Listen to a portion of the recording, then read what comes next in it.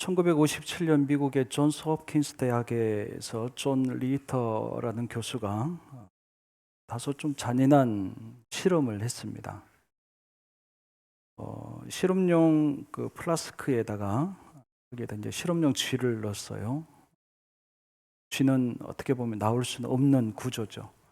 거기다 물을 부었습니다. 이 쥐가 얼마나 살 수 있을까라고 하는 그런 연구였어요. 그렇게 해서 물을 집어 넣어서 보니까 이제 허우적거리는 시간부터 이제 재는데 어떤 쥐는 60시간을 삽니다. 어떤 쥐는 15분을 채 살지 못하고 죽습니다.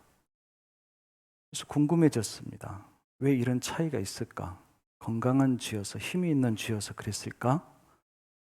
그래서 실험 조건을 좀 바꿨습니다. 어떻게 바꿨느냐 하면 똑같이 하는데 다만 힘들 때에 약한 쥐들이 허우적거리다가 그냥 꼴까닥하고 넘어갈 그쯤에 한 번씩 살려주는 거예요. 도와주는 겁니다. 그렇게 했더니 한 번 도와줬더니 15분 정도 살 수 있을 법한 약한 쥐들이 60시간을 삽니다.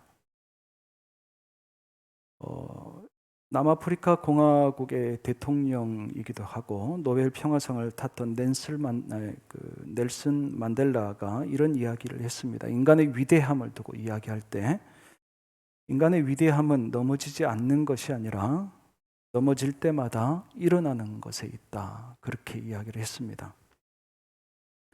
포기하지 않는, 허우적거리고 살아야 되겠다고 발버둥 치는 그 힘이 15분이 아니라 60시간까지 늘게 했던 것처럼 어떻게 보면 남아프리카 공화국의 정치의 그런 상황 가운데서도 넬슨 만델라는 아마 그 생각을 했던 모양이에요. 희망을 포기하지 않고 끝까지 그렇게 해서 이루어냈던 그런 자유, 나라 그것들을 생각했던 것 같습니다. 코로나19 이제는 뭐 사태라고 해야 될지 앞으로는 이것이 얼마만큼 우리 안에 많은 것들을 변화시켜서 이렇게 우리가 살아가게 해야 될지 아직은 모르겠습니다. 그래서 처음에는 그냥 감염증 정도로 이야기했다가 사태라고 이야기했다가 이제는 시대라고 이야기를 해야 되나 하는 그런 고민들을 합니다.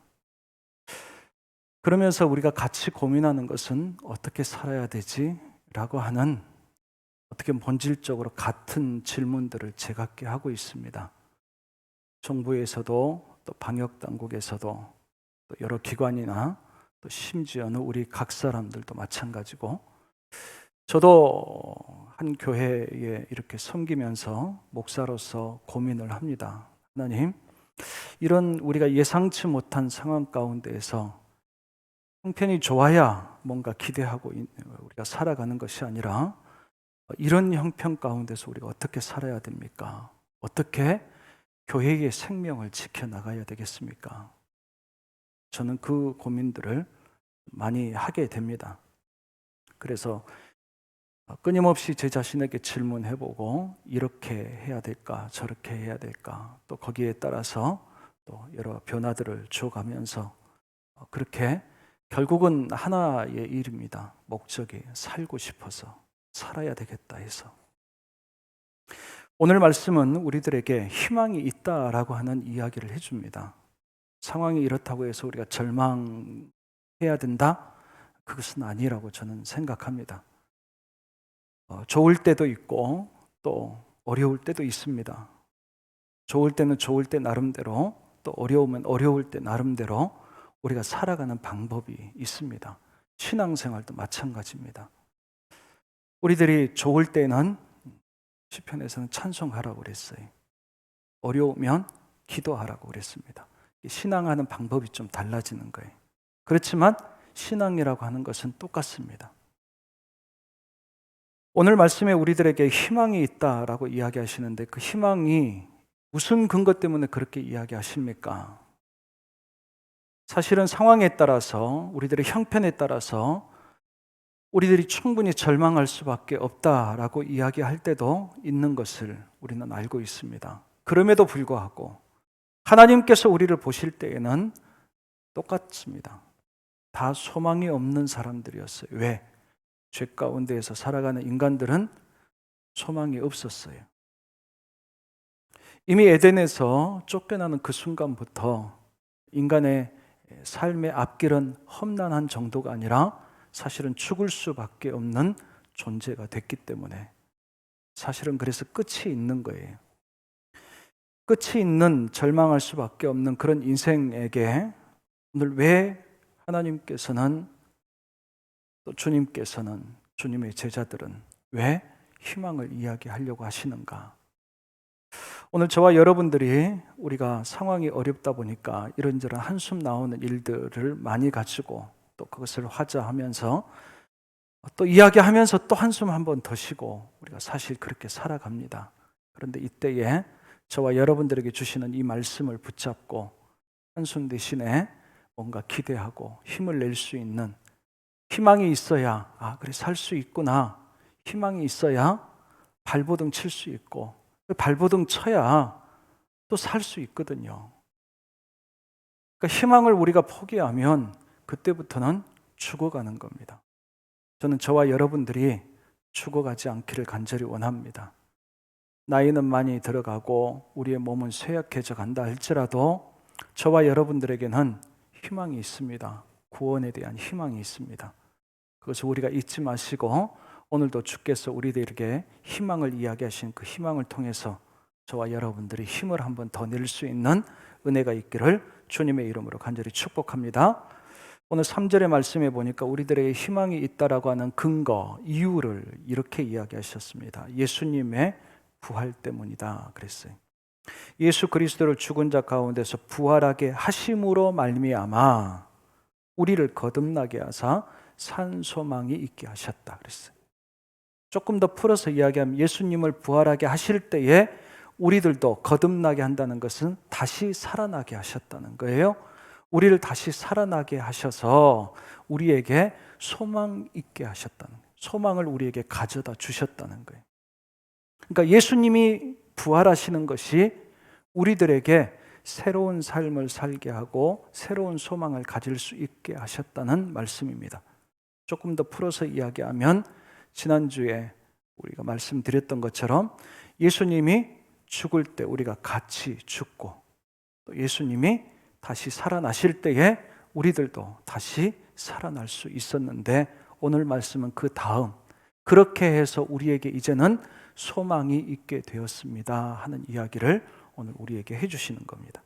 그렇기 때문에 저와 여러분들이 우리에게 믿음 안에서는 그리스도 안에서 우리가 다시 함께 주님의 부활과 더불어서 우리가 거듭났다라고 한다면 저와 여러분들은 소망 있는 사람들인 줄로 믿습니다. 그래서 소망 있는 사람처럼 사는 거예요. 근데 소망이 있다라고 하는 것이 잘 될 겁니다 라고 하는 그 막연한 어떤 위로와 같이 들릴 때가 사실은 있어요. 그래서 저도 그런 고민 때문에 주님이 소망이 있다라고 하는 것이 저희들에게 어떻게 힘이 됩니까? 그냥 막연하게 잘 될 거야 라고 하는 이야기입니까? 그래서 저는 고민하면서 오늘 말씀을 묵상하고 이리저리 뒤적이면서 찾아보고 그러면서 이거구나 하는 것을 오늘 제가 말씀을 드리려고 합니다. 오늘 말씀에 보니까 우리들이 소망이 있는 이유에 대해서 구체적으로 두 가지를 이야기하셨어요. 한 가지는 4절에 우리에게 유업이 있다 이렇게 이야기하셨어요. 그리고 5절에서는 우리들에게 구원이 있다 이렇게 하셨어요. 그게 뭐 별다른 이야기입니까? 그 의미에 대해서 말씀을 드리려고 합니다. 베드로는 지금 이 유업이라고 하는 단어를 쓸 때에 어디에서 가져와서 썼냐면 구약에서 여호수아서에 있는 그 표현을 가져다가 사용했어요. 무슨 표현이냐 하면 이스라엘 백성들이 출애굽, 사실 애굽에서부터 구원을 얻을 때에 애굽에서부터 구원을 얻는 것으로 끝나지 않고 그때 모세를 통해서 가나안 땅을 이야기해 주셨어요. 그리고 여호수아서에 오면 이스라엘 백성들에게 그 가나안 땅에 들어와서 차지하게 하시면서 전부 다 지파별로 또는 개인별로, 가정별로 그 땅을 다 분할해서 줍니다. 그것을 기업, 그렇게 표현했어요. 그 기업이 여기에 유업이라고 하는 뜻과 같은 단어입니다. 이것을 하나님께서는 이스라엘 백성들에게 영원히 계속 이어지도록 그렇게 했습니다. 그래서 이스라엘 백성들에게 땅에 대한 관리를 사유재산처럼 다 주기는 하지만 살다 보니까 어려울 때는 땅을 때로는 담보를 잡히든지 팔든지 그렇게 해야 돼요. 그렇게 했어도 희년이 되면 다시 원래의 주인, 원래의 가문으로 돌아가게 했습니다.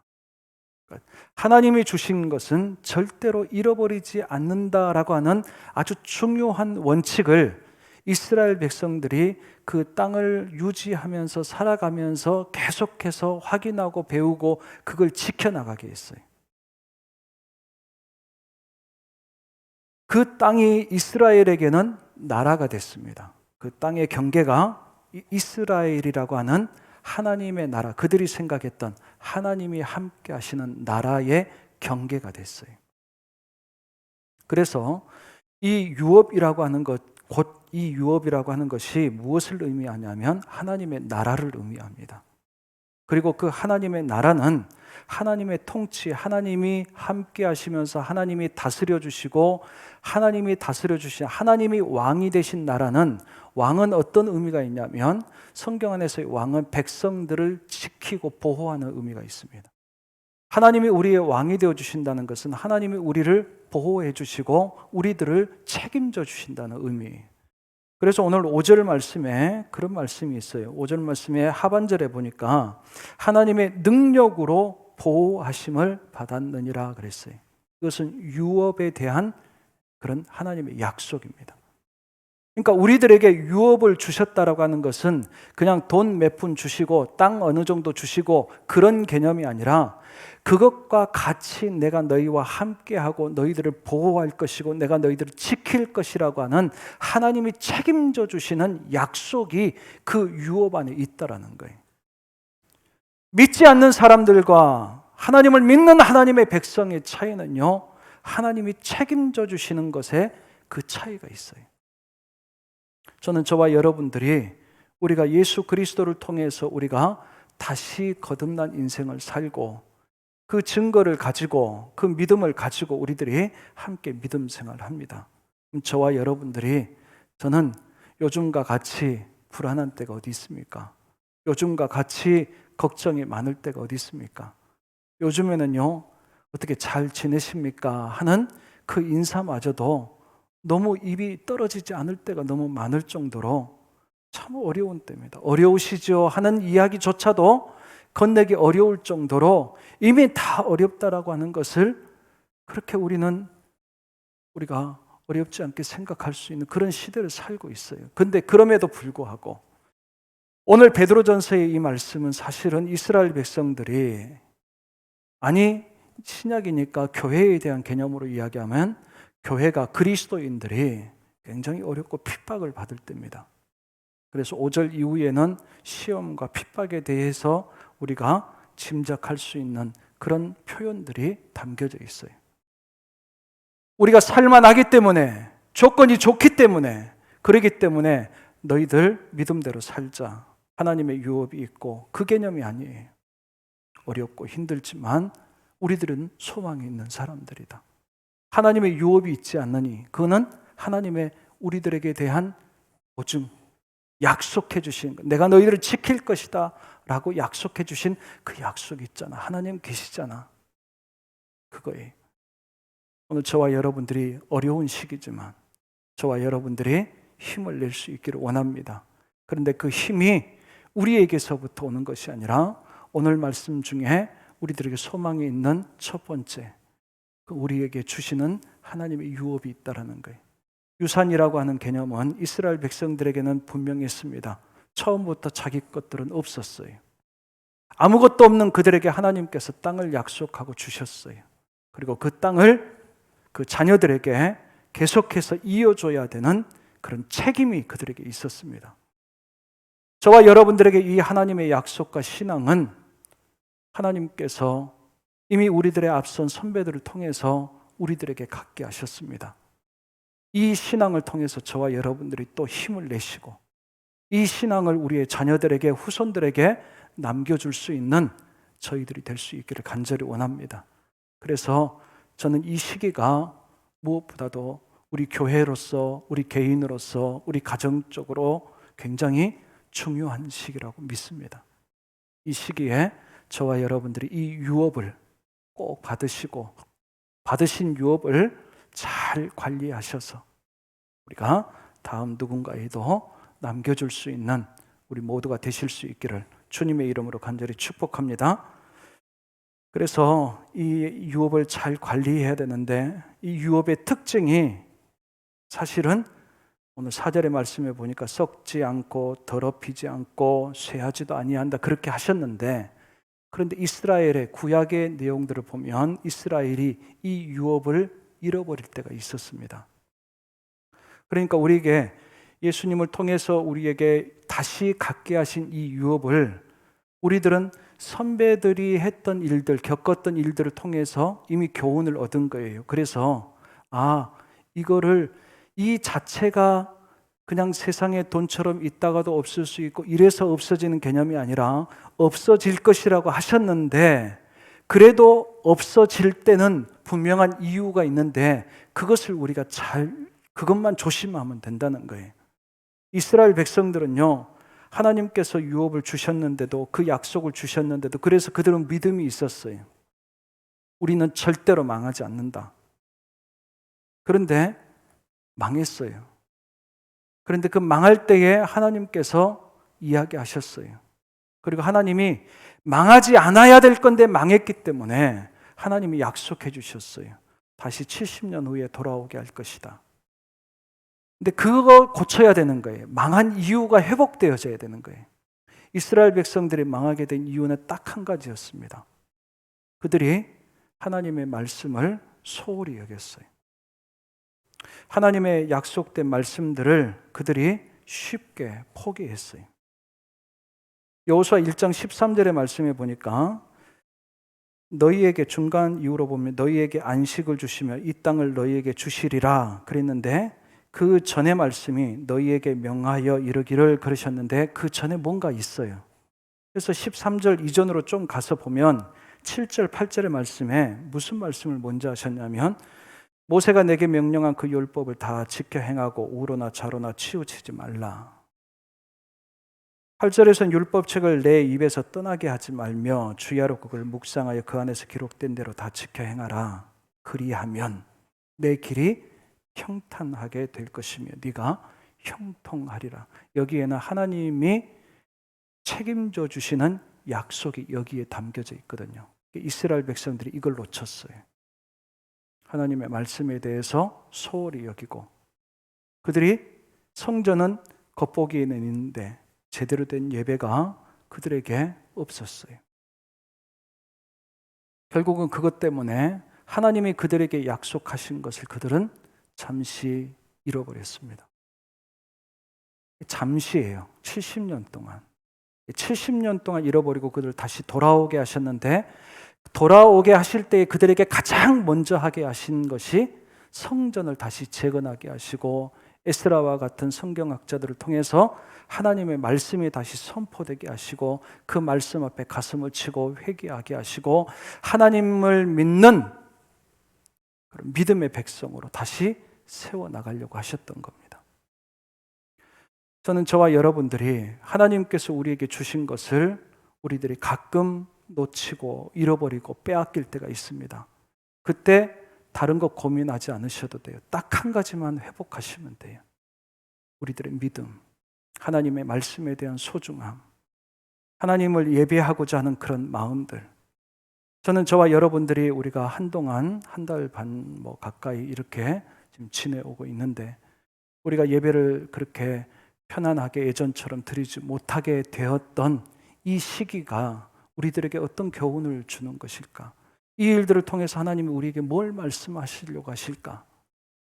저는 어렵게 많은 것들을 우리가 생각하지 않아도 한 가지만, 성경 안에서 이스라엘 백성들을 보고 한 가지만 우리가 확실하게만 하고 갈 수 있다고 한다면, 하나님이 우리를 지키시는, 보호하시는, 하나님이 책임져 주시는 그 약속은 반드시 지켜질 거라 믿습니다. 그래서 우리가 좀 더 말씀으로 돌아가 보고, 우리가 예배를 드리다가 뭐 온라인으로 이렇게 예배를 드리기도 하고 그러니까 한편으로는 교회 가고 싶은 마음, 근데 한 두 주, 세 주 이렇게 지나다 보면 우리 마음 가운데에 어느 정도 자꾸 익숙해져 가는 것이 있을 수밖에 없어요.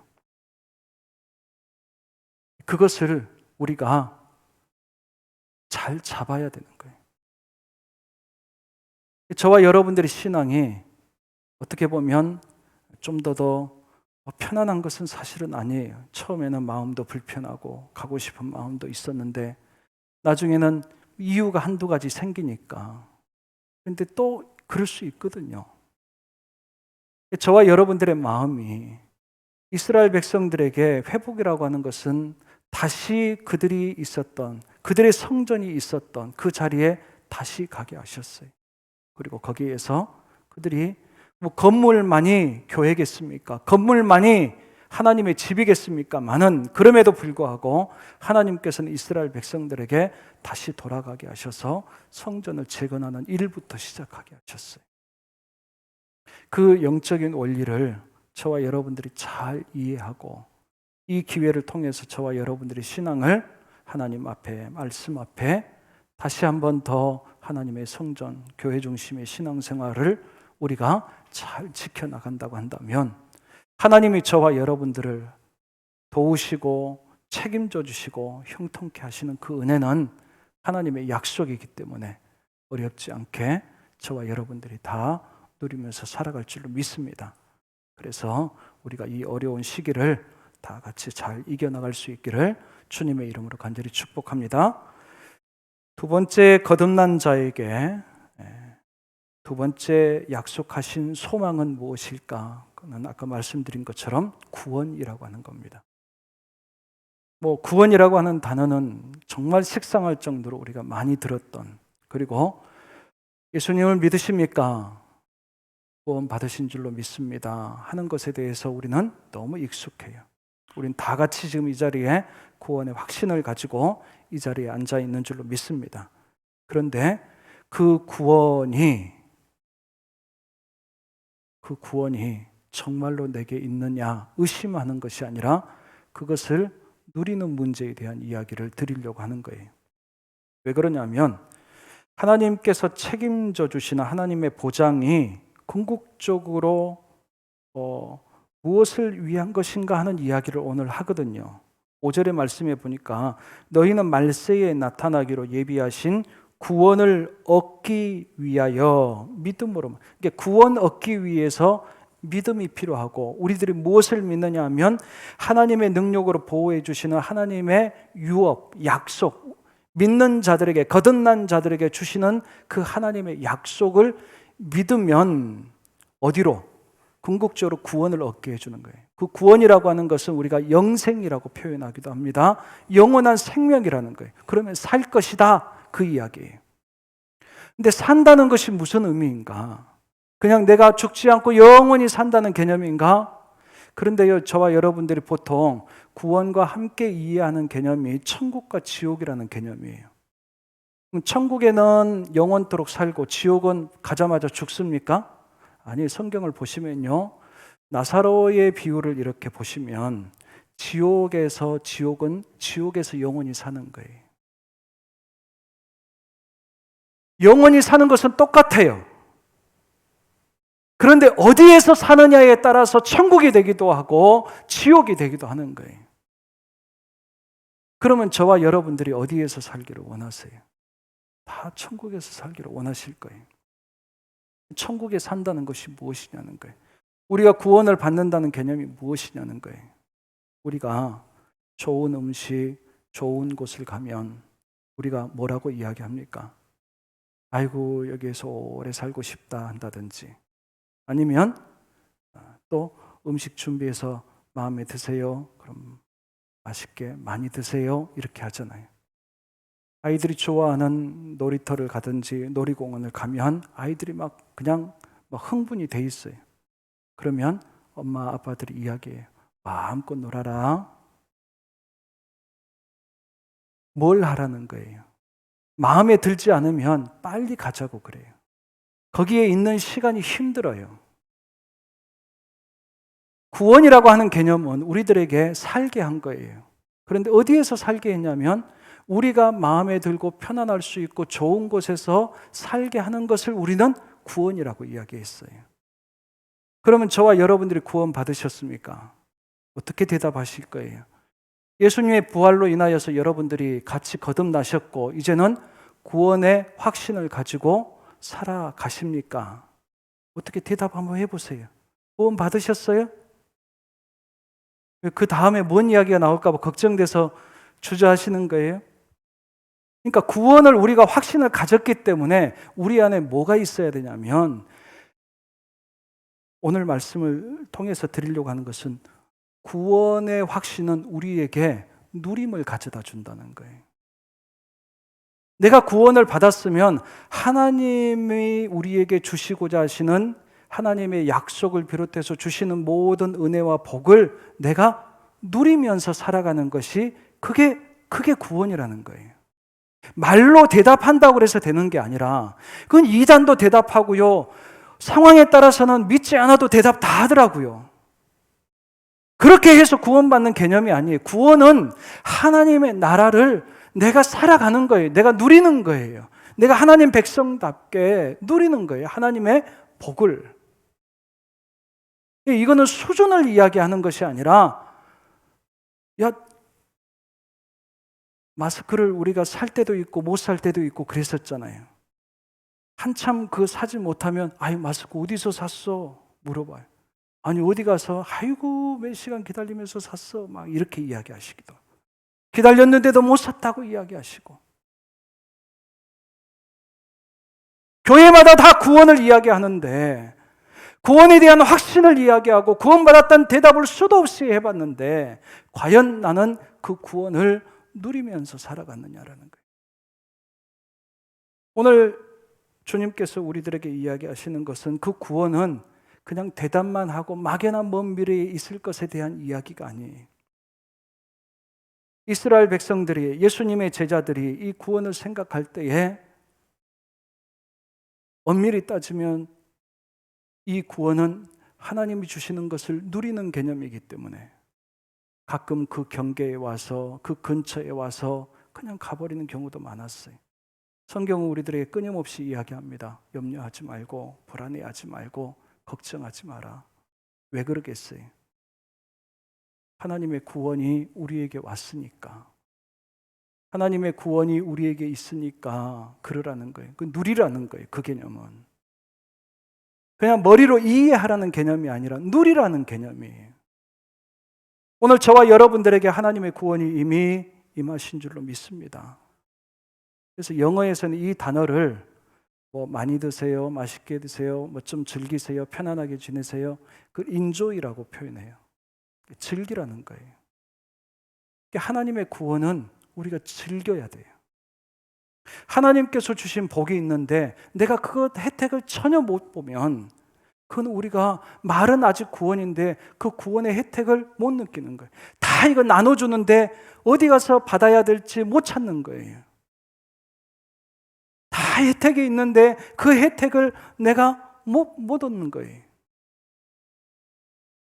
저는 저와 여러분들이 오늘 이 말씀이 사실은 이 구원이 편안할 때에 우리에게 이야기해 주는 구원이 아니에요. 힘들고 어려울 때에, 핍박이 있고 괴로움이 있을 때에. 그렇지만 하나님이 계시고 그 하나님이 우리에게 약속해 주신 그 안전함, 지켜주심, 보호하심. 하나님이 그럴 때에도 세상에서 얻을 수 없는 그 복을 우리들에게 주시는데 그때마다 이스라엘 백성들의 광야 생활은 어려운 시기였습니다. 그런데 이스라엘 백성들의 광야 생활은 하나님과 그 어느 때보다도 함께하는 시간이었어요. 이스라엘 백성들의 광야 생활은 넉넉하지 못했습니다. 그렇지만 이스라엘 백성들의 광야 생활은 하나님의 공급하심이 한치의 어긋남도 없이 매일같이 그들에게 있었어요. 이스라엘 백성들의 광야 생활은 위험한 곳이었어요. 그렇지만 하나님이 함께 하셔서 그때마다 하나님의 도우심을 통해서 그들은 이겨나갈 수가 있었어요. 저와 여러분들이 사는 세상, 이 시기가, 이 시대가 우리들에게 힘들 수 있을지 모르겠습니다. 내일을 어떻게 예측해야 될지, 이제는 정말 4차 산업혁명 시대가 도래했다 하면서 지난 대통령 선거 때만 해도 그 용어가 막 나왔을 때에 감이 잘 안 왔어요. 제가 좀 책을 이것저것 보니까 4차 산업혁명 시대 때의 가장 두드러진 특징 중에 하나가 예측할 수 없다는 것이었어요. 앞으로 어떻게 될지 예측을 못하겠다는 거예요. 어떤 일이 일어날지. 저는 이 코로나를 보면서 누가 예측했겠어요? 이런 일 때문에 이런 사회에, 이런 교회에 변화가 있어야 될지에 대해서 아무도 예측을 못했어요. 너무 당황스럽기도 하고 이게 뭔가 하기도 하고. 근데 이제 좀 이해가 됐어요. 막연하게 과학적인 어떤 변화만 생각할 것이 아니라 시대 자체가 그러는구나. 이런 시대에 내가 어떻게 살아야 되지? 이런 시대에 우리가 어떻게 살아야 되지? 이런 시대에 우리 청년들은 어떻게 살아야 되지? 이런 시대에 우리 교회는 어떻게 살아야 되지? 어쩌면 저와 여러분들이 더 발버둥 쳐야 될지도 모르겠습니다. 더 몸부림치고 살려고.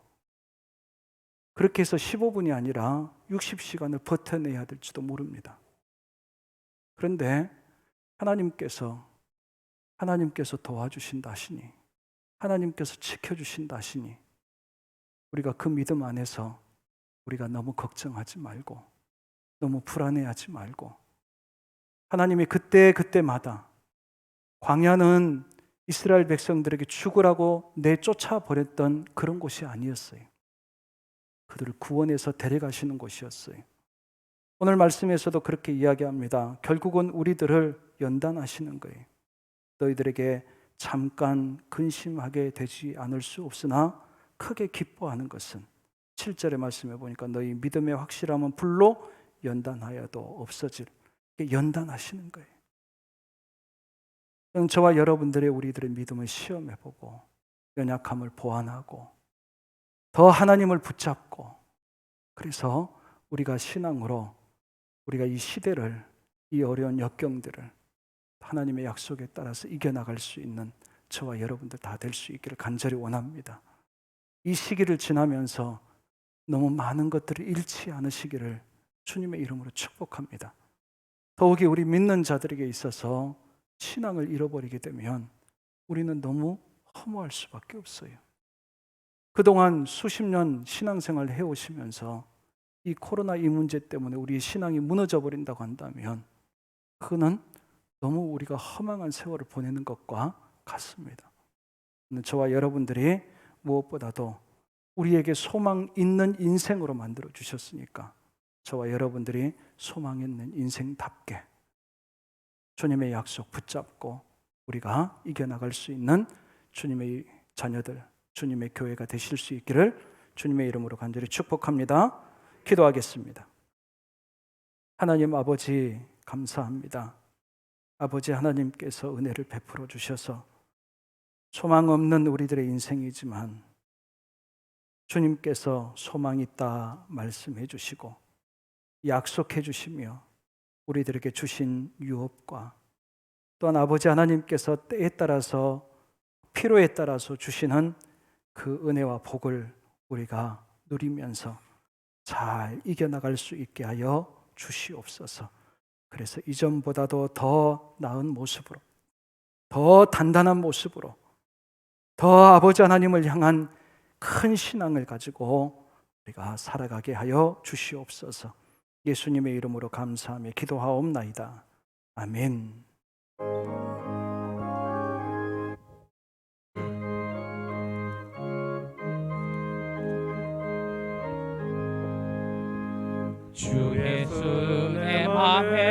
들어와 계신 후 변하여 새 사람 되고 내가 늘 바라던 참빛을 찾음도 주 예수 내 맘에 오신 주 예수 내 맘에 오신 주 예수 내 맘에 오신 물밀듯 내 맘에 기쁨이 넘침은 주 예수 내 맘에 오신 주 예수 내 맘에 들어와 계신 후 망령된 행실을 끊고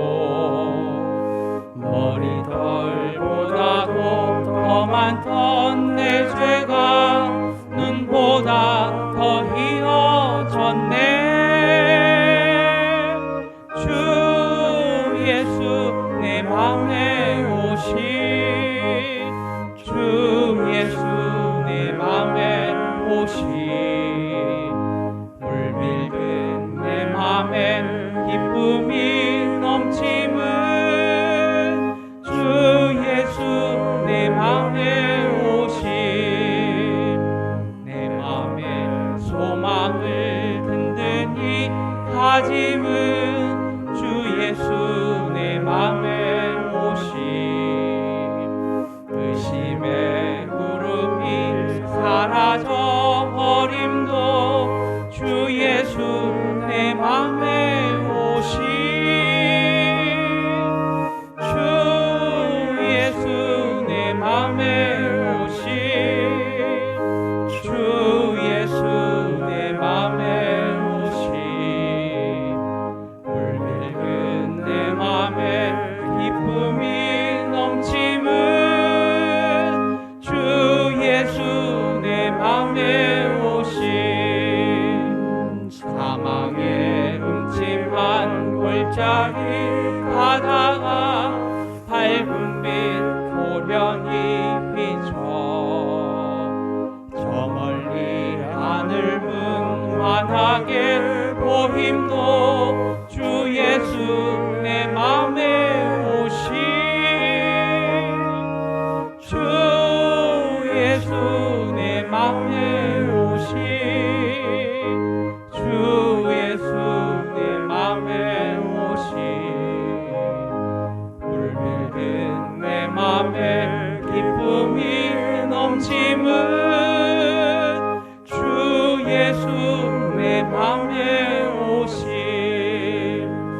내가 저 천성에 올라가 살기는 주 예수 내 맘에 오신 천성에 올라가 주님을 뵈리니 그 기쁨 비길 데 없네 주 예수 내 맘에 오신 주 예수 내 맘에 오신 물밀듯 내 맘에 기쁨이 넘침은 주 예수 내 맘에 오신 우리 가슴에 두 손을 얹습니다. 하나님 아버지, 불안하고 걱정되고 한숨을 내쉬며 살아갈 수밖에 없는 저희들의 심령 가운데 찾아와 주셔서 괜찮다, 내가 있잖아, 내가 도와줄게. 그 주님의 음성을 저희들이 들을 수 있게 하여 주시옵소서.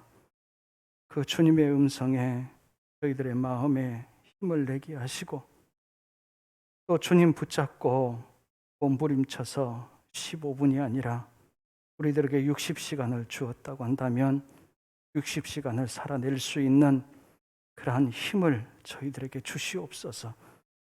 아버지 하나님께서 주신 은혜를 따라서 아버지 하나님, 주님 앞에 어쩌면 그 어느 때보다도 주님 앞에 간절한 마음과 큰 마음 결단과 아버지 하나님, 그런 우리들의 마음을 담아서 주님 앞에 드리는 예물이 이 앞에 있습니다. 하나님께서 받아주시옵소서. 그리고 우리가 이렇게 드려도 주님 때문에 책임져 주시겠다 하시는 주님의 약속 때문에 우리의 마음에 불안해하지 않고 또 힘있게 살아갈 수 있도록 주님께서 그 필요들을 채워주시고 은혜를 베풀어 주시기를 간절히 소망합니다. 아버지 하나님, 이 모든 예물을 받아주셔서 교회를 든든히 세워주시고 아버지 하나님, 더 나아가 하나님의 뜻을 위하여서 귀하게 복되게 사용해 주시옵소서. 아버지 하나님, 감사를 드리며 우리 모든 성도들에게 또 걱정하고 염려하는 그 모든 심령 가운데에 하나님께서 밝은 빛을 비춰주시고 평안을 주시고 아버지께서 붙잡아 주시고 든든하게 세워주실 것을 믿고 또한 그 믿음으로 살 수 있도록 축복하며 예수님의 이름으로 간절히 기도하옵나이다. 아멘. 주 예수 그리스도의 은혜와 하나님 아버지의 사랑하심과 성령의 감화 감동하시고 교통하시는 은혜가 부활을 통해서 우리에게 주신 그 산 소망을 가지고 흔들리지 않고 살아나겠습니다. 주님으로 더불어 살 수 있도록 도와주신 주님을 붙잡고 살아나겠습니다. 다짐의 봄 이 자리에 머리 숙인 하나님의 귀한 자녀들 위에, 그의 가정과 하시는 모든 일들 위에, 그리고 주님께서 핏값으로 세우신 우리 장성 제1교회 위에 이제로부터 영원토록 함께 하옵시기를 간절히 축원하옵나이다. 아멘.